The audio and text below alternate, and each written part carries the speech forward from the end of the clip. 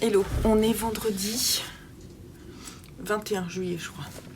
J'espère que vous allez bien. J'ai passé le 24 heures de lecture. Je vous mets le lien ici si vous voulez aller voir, c'était plutôt sympa. J'ai fini de lire dans ce cadre-là QI de Christina Dalcé dont je vous parle dans cette vidéo. Ce qui fait que je la sors de ce carnet de lecture. C'est pas grave. Je m'apprête samedi à faire un 7 jours 7 livres, mais je vous garde un petit peu sur ce carnet de lecture parce que j'ai décidé de vous parler de deux lectures que je vais faire en parallèle du 7 jours 7 livres, je pense, hein, et qui sont en cours. Oui, j'en ai d'autres, mais je vais voir. Donc, je vais peut-être vous parler de ces deux livres-là quand ils seront terminés. 100 ans de solitude de Gabriel Garcia Marquez me plaît beaucoup. Je lis 1 ou 2 chapitres par jour et c'est vachement bien. Vraiment, c'est très très bien. Je suis dans les clous pour honorer la lecture commune qui se termine dimanche. J'aurais pas fini et de toute façon, c'est pas l'idée parce que c'est très dense et je trouve que le fait de lire chapitre par chapitre me va bien. Peut-être que j'en lirai un chapitre ce soir, je vais voir. L'idée c'est de le finir dans le mois. Donc ça va être tranquillou en parallèle des petits romans. Et puis j'ai commencé hier matin L'hiver du monde de A.J. Riddell. On est chez Brajlon et j'aime bien, enfin, ça se lit vraiment très bien. Donc c'est apocalyptique. Ouais, apocalyptique. Et c'est très rythmé, donc celui-ci je vais l'avancer et je viendrai vous faire la chronique de ces deux livres-là sur ce carnet de lecture. Et puis je voulais vous parler de deux graphiques que j'ai lus. Déjà, j'ai lu le premier tome de True Beauty de Yeonji chez K-Books, qui est une autrice coréenne qui a publié celui-ci, c'est un webtoon au départ, donc ensuite il a été publié. Et je vous avais dit, je ne sais pas si c'est dans cette vidéo-là, mais peut-être dans un book haul, je ne sais plus, que quand je l'ai pris, j'avais peur en fait. J'avais peur que ça ne me plaise pas. Et que mon fils Joseph m'a dit oui, moi ça me plaît pas, j'ai pas trop aimé. Et donc du coup, c'était un peu, je partais pas gagnante. Et bien, figurez-vous que j'aime bien. J'ai bien aimé.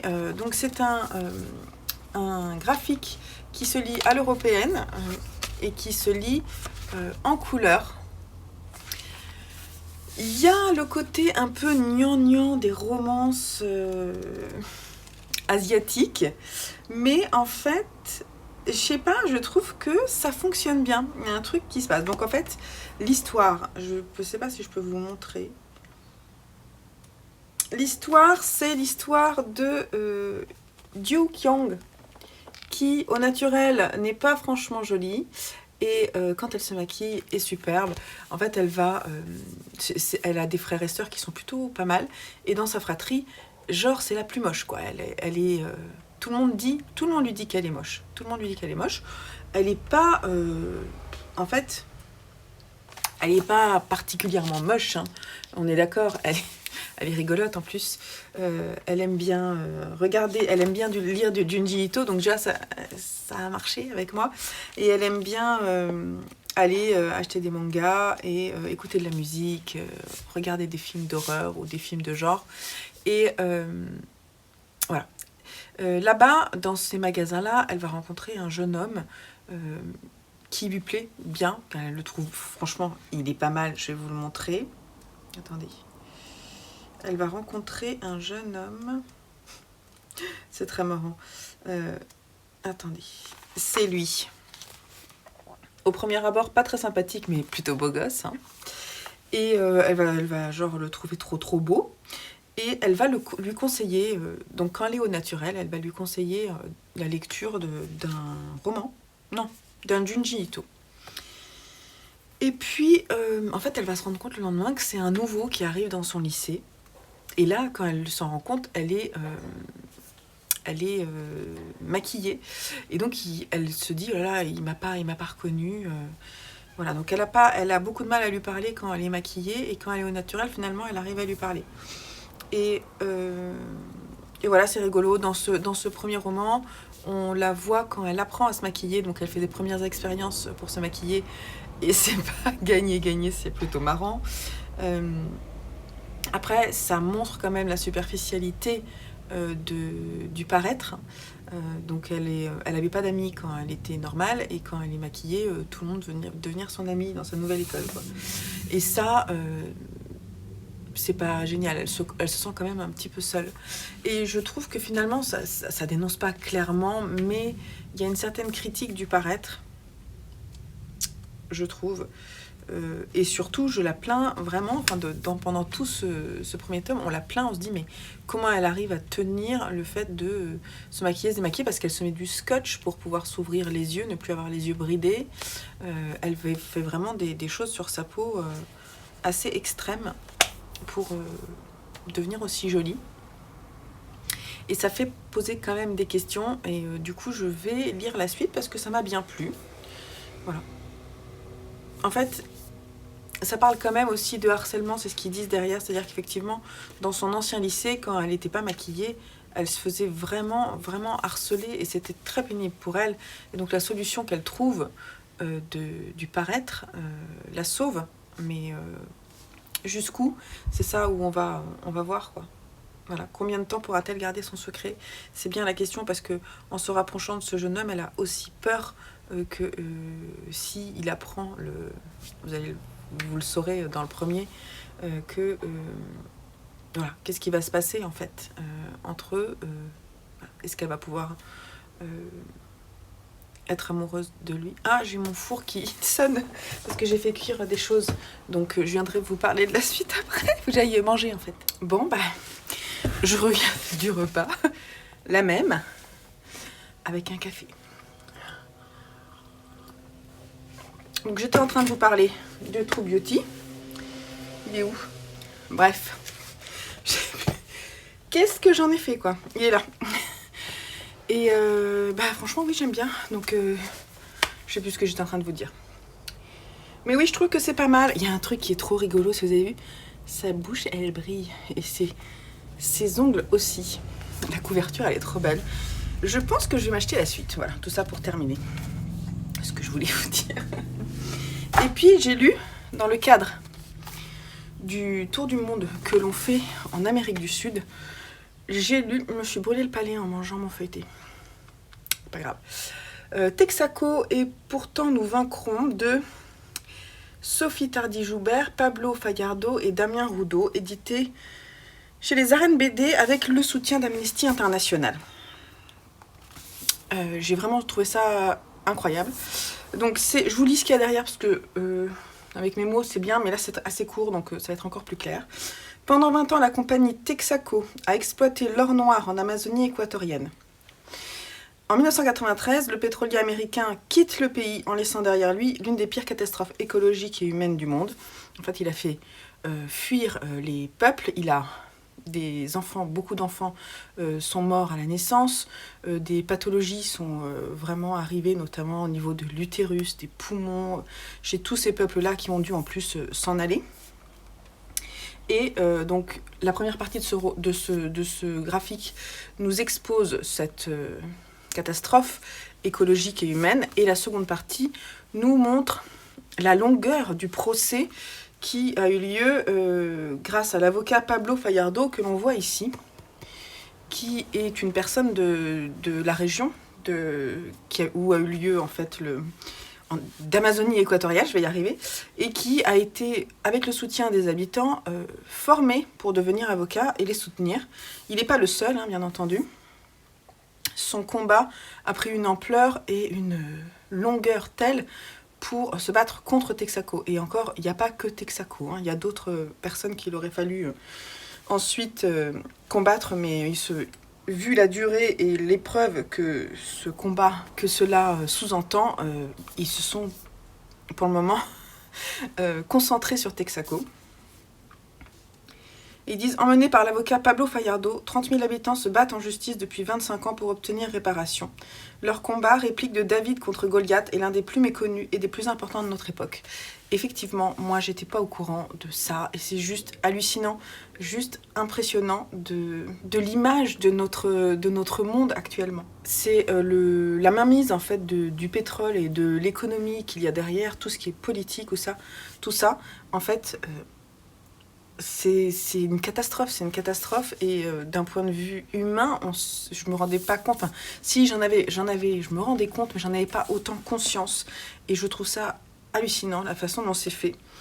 Je vais vous montrer des images parce que le dessin est incroyable, le dessin est superbe. C'est vraiment très très impressionnant.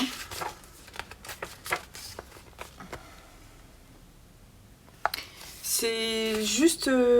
ouais, voilà, il y a des très belles couleurs, le dessin est très particulier. Et il y a du texte, certes, mais on n'est pas noyé dans le texte et on ne perd pas le fil du sujet. C'est-à-dire que voilà, on n'est pas noyé dans le texte, que je peux reprocher sur certaines BD un peu sociologiques ou essayistes. Là, il y a vraiment un côté, genre je romance vraiment ce qui s'est passé.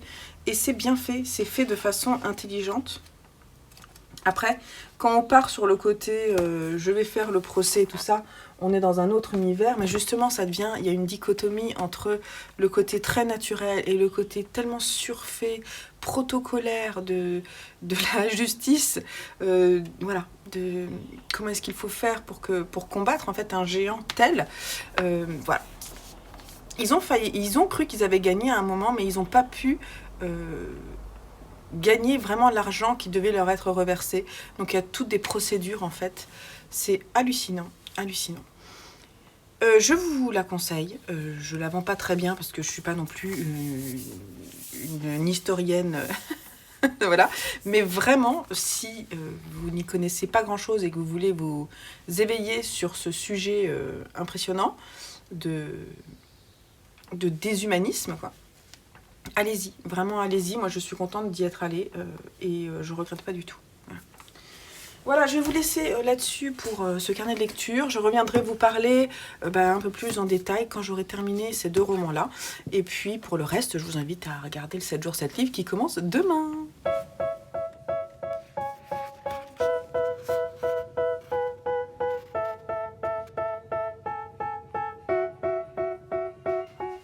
Un petit coucou sur le carnet de lecture en ce mardi 25 juillet. Je ne vous ai pas oublié, je suis en plein 7 jours 7 livres. Tout se passe bien pour le moment. J'ai lu 3 romans et j'ai pas encore lu celui du jour, mais je vais le lire. C'est Noces d'Albert Camus. Donc c'est assez court. Je me stresse pas sur le fait de pouvoir le lire aujourd'hui. Tout en sachant que ce soir je vais au cinéma assez tôt, mais bon, rentre pas très tard, donc s'il le faut je le lirai ce soir. Sinon, alors, faisons le point sur mes petites lectures en cours pour ce carnet de lecture. 100 ans de solitude avance bien, j'ai décidé de le mettre en avant pour vraiment réussir à le terminer avant de partir, donc ne pas l'emmener dans mes valises, ça c'est vraiment ce que je souhaite faire. J'ai mis en pause l'hiver du monde, bien que franchement ça me plaît bien, c'est très actif, mais s'il faut celui-là je l'emmènerai avec moi et je le finirai, c'est pas très très grave.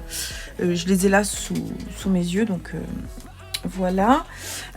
Sinon sur la BD, la fin, le monde sans fin, j'avance doucement, mais comme c'est très très dense et plein d'informations, je le lis 20 pages par 20 pages, ça avance.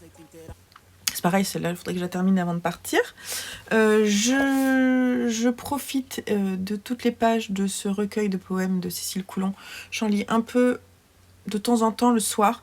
Et voilà, donc il me reste pas grand-chose à lire. Je vais le finir aussi, donc je viendrai vous en parler. Et en BD, j'ai aussi commencé L'Orme du Caucase de Taniguchi et Utsumi. Ce sont des nouvelles en fait. Et donc j'ai lu la première qui était L'Orme du Caucase. Et donc il y en a d'autres et c'est pareil. Celles-là, je vais les lire petit à petit. Et je viendrai vous en parler également. Donc on est bien. J'ai aussi dans mes oreilles La Nuit des Temps. Il me reste environ 2 heures. Demain, je fais une séance de teinture. Donc je devrais pouvoir le terminer et je viendrai vous en parler. De René Barjavel. Voilà. Donc c'est plutôt bien, ça avance, j'ai beaucoup de choses en cours et ça, vous savez que je le vis pas forcément super bien. Je le vis pas mal, mais je le vis pas forcément super bien. Du coup, je vais essayer de faire plutôt petit à petit, on va voir comment ça se passe. Parce que j'ai pas envie que ça me stresse, j'ai pas envie... voilà. Puis s'il faut, c'est pas grave, je laisserai, j'abandonnerai. Non, j'abandonnerai pas, parce qu'il n'y en a aucun que j'ai envie d'abandonner. Mais j'ai envie de les lire un par un. Voilà. J'ai les cheveux un peu mouillés, je suis désolée.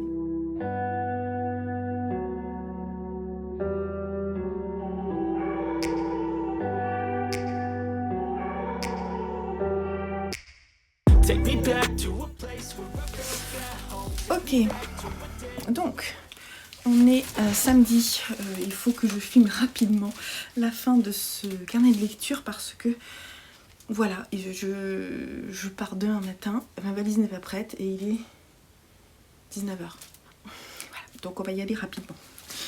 Déjà, dans mes oreilles, j'ai fini d'écouter La Nuit des Temps de René Barjavel. C'était plutôt chouette. Une expédition en Antarctique va commencer à entendre des drôles de sons, comme s'il y avait une émission des profondeurs. Et ils vont aller dans une faille tout en bas d'une faille pour retrouver des restes de vie qui datent de plus de 900 000 ans. Et on va comprendre, en suivant l'équipe technique, que ce qu'ils vont trouver va dépasser toutes leurs espérances et pourrait révolutionner totalement la vision du monde qu'on a actuellement. Je ne vais pas vous en dire plus. C'était franchement plutôt chouette à écouter parce que je l'ai écouté sur Audible. C'était plutôt chouette, c'était bien lu. J'ai apprécié le rythme de René Barjavel. J'avais déjà lu Ravage de lui, aussi en audio d'ailleurs. Mais j'ai préféré Ravage. J'ai trouvé qu'il y avait des longueurs dans celui-ci. Je me suis moins attachée au personnage que dans Ravage et j'ai trouvé que le sens profond de l'histoire était moins important que dans Ravage, qui m'a complètement ravagée. Là, c'était quand même intéressant, c'était vraiment, vraiment chouette. Je rentrerai pas plus en détail dessus parce que malheureusement j'ai pas trop de temps, mais vraiment une belle lecture. Celui-ci m'a été offert aussi par Anne-Marie. Donc Anne-Marie, merci beaucoup pour ton cadeau. J'ai vraiment apprécié la lecture et voilà, donc pour mon petit focus en science-fiction, c'était parfait d'aller vers celui-ci. J'ai lu ensuite une BD que j'ai prise à la bibliothèque de Taniguchi, parce que j'ai vu Taniguchi et il accompagne Utsumi. Il a écrit L'Orme du Caucase, on est aux éditions Casterman Écriture. Et en fait, c'est un recueil de petites nouvelles qui sont vraiment très très belles, assez émouvantes. La première s'appelle L'Orme du Caucase. Je ne vais pas vous raconter particulièrement, mais ce sont souvent des scènes de vie. Je vais fermer parce que ça fait du bruit. Donc ce sont souvent des scènes de vie, souvent à une période donnée de la vie d'un couple, d'une personne, entre frères, voilà. Et j'ai trouvé que c'était toujours avec beaucoup de tendresse et d'intelligence, tout en subtilité, avec des personnages forts. Chaque histoire m'a plu. J'ai adoré ce recueil de nouvelles, avec des dessins splendides. Je vais essayer de vous montrer un petit peu le dessin de Taniguchi. Il faudrait que je vous montre.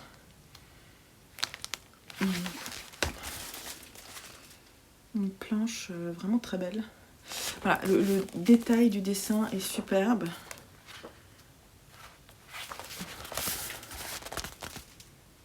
J'adore. Voilà, avec des personnages toujours très touchants. Il y parle pas mal de vieillesse et il y parle notamment de la façon dont au Japon les personnes âgées sont globalement obligées de retourner vivre avec leurs enfants. Et justement, il va un petit peu critiquer ça. Et je crois que c'est une des rares fois où je vois cette idée-là transparaître et je trouve que c'est intelligent parce que voilà, c'est de la façon dont c'est abordé, je trouvais que c'était plutôt intelligent. Ça reprend, ça bouscule un peu en fait les idées préconçues japonaises, donc je trouve que c'est bien. Ensuite, dans l'ordre, j'ai fini la lecture dans cet ordre-là. Un recueil de poèmes de Cécile Coulon, À l'absence du capitaine, édité ici chez Le Castor Astral, avec une préface de Mathias Malzieu. J'ai adoré, j'ai pleuré. j'ai tremblé, j'ai été extrêmement émue, surtout par le début du recueil. J'ai corné 50 000 pages. Voilà, Cécile Coulon, je pense que elle est en train de devenir une des autrices que j'adore. D'ailleurs, j'hésite vraiment à mettre celui-ci dans la pile à lire d'été parce que j'ai envie de retrouver sa plume. Voilà. C'est possible qu'il rejoigne rapidement là mon sac de livres. J'ai vraiment très très envie d'aller plus loin dans la lecture de ces romans. Je vous conseille, je vous assure, j'ai pleuré dès la 2e page. Ça commence, en fait, le recueil commence avec le décès de sa grand-mère et la difficulté qu'elle a de faire son deuil. Et cette partie-là, mais m'a secouée, vraiment m'a secouée. Ensuite, elle va parler d'amour, elle va parler du temps qui passe, du temps qui file, de son rapport à elle-même, du fait de s'aimer ou voilà, de ses racines. Il y a beaucoup de thèmes qui lui sont chers, que j'aime beaucoup. Voilà. Elle parle aussi un petit peu de son métier d'écrivain et de poète, et c'est vraiment extrêmement intéressant. Je vous le conseille à 1000%, j'ai adoré. Je le relirai. J'adore. J'ai même plus aimé que Noir Volcan, je crois, que j'avais déjà beaucoup apprécié, que j'avais emprunté à la bibliothèque. Tout à l'heure, j'ai terminé 100 ans de solitude de Gabriel Garcia Marquez, et ici, dans la très belle édition Point, trop belle, j'ai adoré ce roman. Je l'ai lu en 15 jours à peu près, en lisant à peu près 1 ou 2 chapitres par jour. Les chapitres font à peu près 20 pages. À peu près. Je l'avais mis en lecture commune et moi j'ai pas suivi le rythme, il a fallu que je cours derrière. Mais en fait, c'est pas grave, hein. L'idée c'était que je le lise ce mois-ci.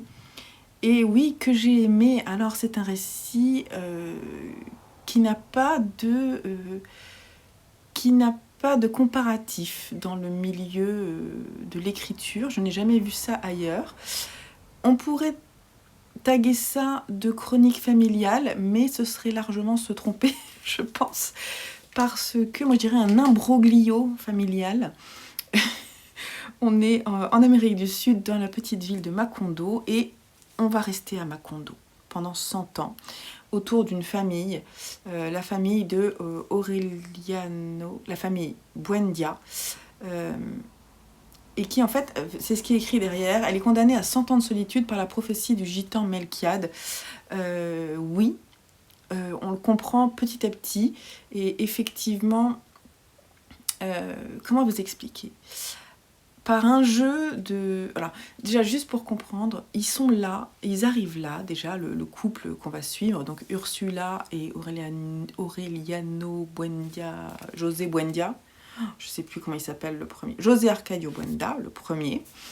Ils vont arriver là, ils sont déjà issus à peu près de la même famille, mais ils ne savent pas trop. Donc, ils ont toujours eu peur de consanguinité et des dérives que ça pouvait faire sur leurs enfants. Et ils vont s'échapper du lieu où ils sont pour aller construire leur vie à Macondo. Et du moment où ils habitent dans cette ville qui colonise un petit peu, il ne va plus y avoir de mort. Il ne va plus y avoir de mort dans cette ville, jamais, peut-être quand même, mais de façon étrange. Et ils vont du coup faire des rencontres, leurs enfants vont faire des rencontres, ils vont certains avoir... des talents, entre guillemets, je sais pas, il y a une atmosphère étrange on se demande où on est, on sourit de leurs expériences, de leur vie, parce qu'on se dit mais c'est pas possible, ils vivent ça comme ça, c'est assez incroyable. J'ai beaucoup de difficultés à vous décrire l'histoire. Ce qui est sûr, c'est que José Arcadio Buendia va mettre au monde Aureliano Buendia, qui va mettre au monde Aureliano José Buendia, avec une autre femme, on va avoir José Arcadio et d'autres. Voilà, ils s'appellent à peu près tous pareil dans cette famille, de père en fils, en petit-fils. Ils se mélangent à d'autres personnes et entre eux, ils les appellent, alors là je parle des hommes, mais pour les femmes ça va être la même chose, Fernanda, Ursula par contre elle va être une des rares à s'appeler Ursula, mais voilà, il y a beaucoup de choses comme ça. Il va y avoir beaucoup d'histoires d'amour, on parle beaucoup d'amour dans ce livre, et de solitude ou du moins de destin très particulier des protagonistes de cette histoire. Ils vont vivre des guerres. Moi, l'impression que j'ai eue, c'est qu'à chaque fois que certains sortaient de Macondo, la mort pouvait les toucher. Tous ceux qui ne sortaient pas de Macondo